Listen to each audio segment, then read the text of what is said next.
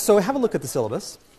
I mentioned, just as I was talking there, that we're going to start with banking as a clearing system, understanding it as a payment system. You can see we're not starting immediately there. There's going to be, this is lecture 1 that we're having now, the 4 prices of money. And next week is the natural hierarchy of money and money in the state. Then there are sort of several ideas. The 2 key ideas in the course are thinking of banking as a clearing system, a payment system, and banking as market making. The third section there, international money banking, is just expanding that because it's a global system. Okay, expanding those 2 ideas to the international arena. And then the 4th idea, banking as advanced clearing, this is how we bring in finance, okay? That finance and forwards and futures and swaps and all these derivatives and things like that. So that comes in at toward the end of the class. And then we go back to some of these issues of regulation, what to do about shadow banking, touching the elephant 3 views. This is about how this course connects up with what you have learned in economics and what you've learned in finance, both, okay? We're sort of straddling in the middle of that. So the course has these definite sections, and you can see there's a problem set for each section to help you get on top of it. Clearing, market making, advanced clearing, and also intermediation. Let me say one more thing about that. Here's my chalk. So I titled this lecture, The 4 Prices of Money. And I haven't mentioned the 4 prices of money, so I better tell you what they are. Okay. The four prices of money is, in a certain sense, that's what this whole course is about, is understanding where these prices come from. Economics focuses on one of them. Certainly the interest rate might be thought of as the price of money, conceivably.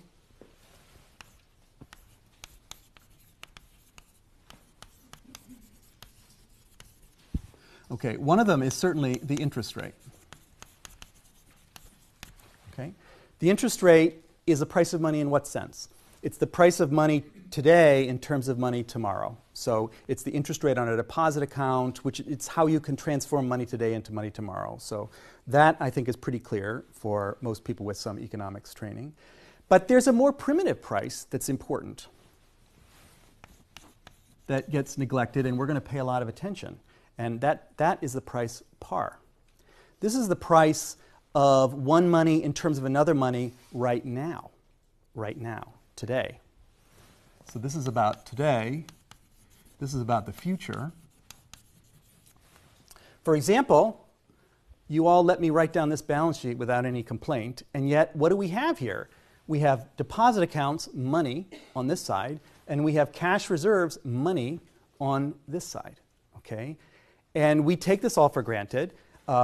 That they're traded par.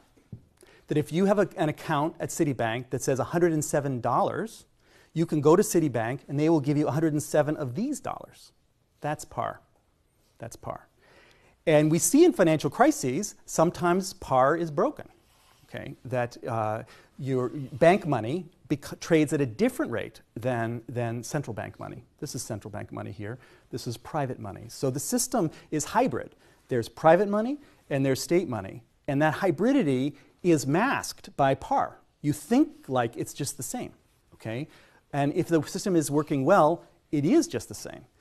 But that then begs the question, why does it work well? How do we make it work well? What do we do in the case of a financial crisis? So par is actually quite an important price, and it's key to the payment system, okay?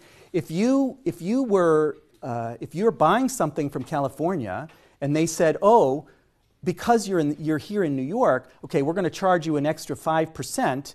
There's not going to be, because there's not par clearing between California and New York. You would be really upset, okay? But this is how it was in the United States before the Fed. There was not par clearing. Par clearing was created. Par clearing in the payment system in the United States was created by a set of institutions, and it is not easy to create this thing, by the way. Because this is like a fixed price. Economists are sensitive enough to realize that. You know, if you have a price there and now you fixed it at 1 for 1 and you're not going to let it budge at all, no matter what the pressure is, that's not so easy. That's like rent control. Okay, so we're going to look at that. That's one price. Interest rate is the second price. The exchange rate. So this is about the price of domestic money in terms of foreign money. Or about domestic money in terms of world reserve money. You know, that there's a best money. We know that best money is the dollar. This is particularly obscured because we live in the United States, so we tend to ignore exchange rates, right? Because the dollar is the world, you know, we go to Europe for vacation or something, but the notion that we have to worry about the exchange rate of the dollar for larger economic purposes, we never worry that the dollar is going to fall below par with the international dollar, which is the world reserve, which is actually used for reserve. There are two dollars. Again, private dollar and a state dollar, okay? And the international dollar is largely private dollars. There are all these European banks with dollar deposits and no accounts at the Fed, okay? How does that work? Eurodollars. That's the third price. The fourth price is the price level. So here we're talking about the price of money in terms of commodities. Economists often talk about that using the quantity theory of money, MB equals PY or PT or something like that, imagining that the quantity of money sort of moves one for one with the price level of commodities. We will come to some of that and understand what might lie behind that by the end of the course, but most of our attention is actually going to be on these here, okay? On these things here. If you look in the just preview of coming attractions, if you look in the FT, usually it's like 2 or 3 pages from the back, you see a really horrific page filled with very, very tiny little numbers here, okay? And by the end of this class, we're basically going to know what all these numbers are, okay? So we have interest rates, market interest rates, US dollar LIBOR, we have US dollar CDs, we have US overnight repo, we have federal funds effective. These are all different interest rates here. Okay? And how they're connected to each other is something we're going to understand. They also have pound LIBOR. They also have Swiss franc LIBOR.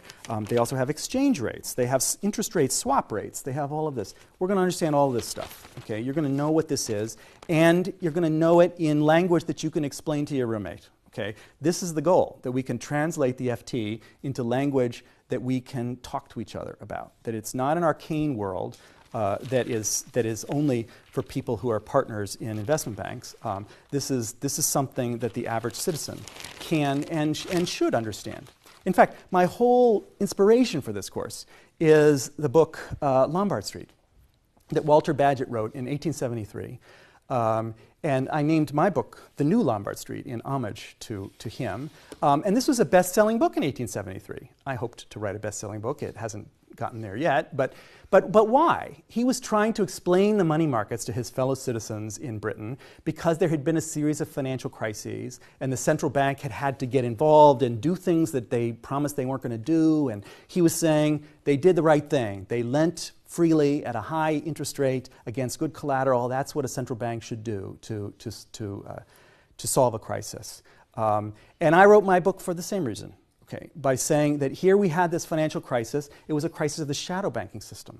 And the central bank did a lot of things that we had never imagined. It had sworn up and down it would never do, okay? And it did them. It's not over yet, however.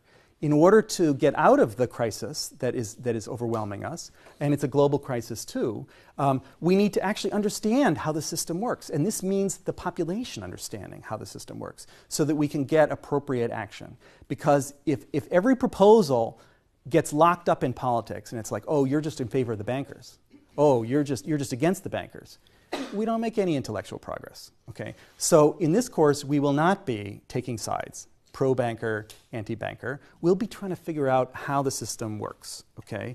And so that we can approach this as scientists and also as citizens. So once again, I come back. The world has changed. It's a global world, and it's a global financial world. The world of the 1950s textbooks is not a world with private capital markets very much at all. Okay? It's also not a world that's global because the global financial markets of the 19th century had broken down. Bagehot is a better guide for today than Irving Fisher. Irving Fisher was living in a simpler world than Bagehot. Bagehot in the 19th century was living in a global financial system organized around the pound sterling.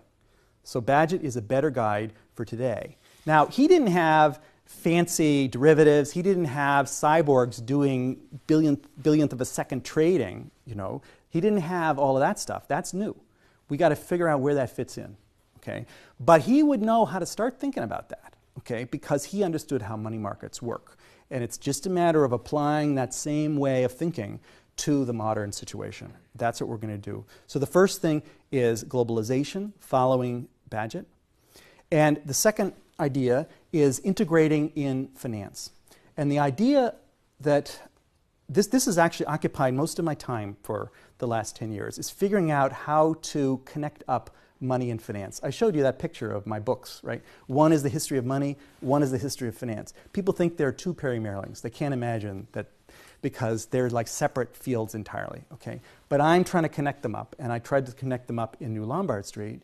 And the way you connect them up, the way we're going to connect them up in this class, is with this. This is going to be our motto, okay? All banking is a swap of IOUs. A swap. And by swap, I mean things like interest rate swap, credit default swap, but also loans. Also, all banking is a swap of IOUs. Finance thinks they know everything there is to know about swaps. Okay? This comes out of finance, derivatives, all of this. We're not going to be thinking of swaps in the way finance people think. We're going to be thinking of swaps in the way money people think of swaps. There's a funding piece to this. There's a liquidity piece to this. And that liquidity piece is what's driving all the action. Okay? And that's what this is going to be about. This is a course about money markets. This is a course about liquidity.